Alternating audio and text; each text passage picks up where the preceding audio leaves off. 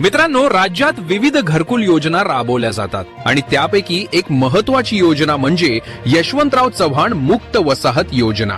या योजनेसंदर्भात एक महत्वाचा आणि दिलासादायक शासन निर्णय समोर आला आहे. 2023-24 आणि 2024-25 या आर्थिक वर्षांमध्ये पात्र ठरलेल्या घरकुल लाभार्थ्यांना अनुदान वितरणासाठी निधी मंजूर करण्यात आला आहे.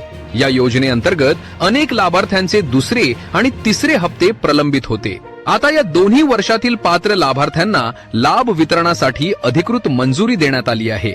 या अंतर्गत जालना, यवतमाळ, धाराशिव, गोंदिया, भंडारा, चंद्रपूर, नागपूर, सांगली, जळगाव, लातूर तसेच अमरावती, कोल्हापूर, गडचिरोली, छत्रपती संभाजीनगर, बीड, परभणी, बुलढाणा, वाशिम, वर्धा, हिंगोली, सोलापूर आदी जिल्ह्यांतील लाभार्थ्यांना अनुदान दिले जाणार आहे.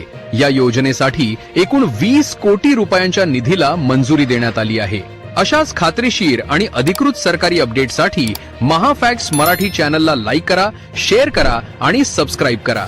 धन्यवाद.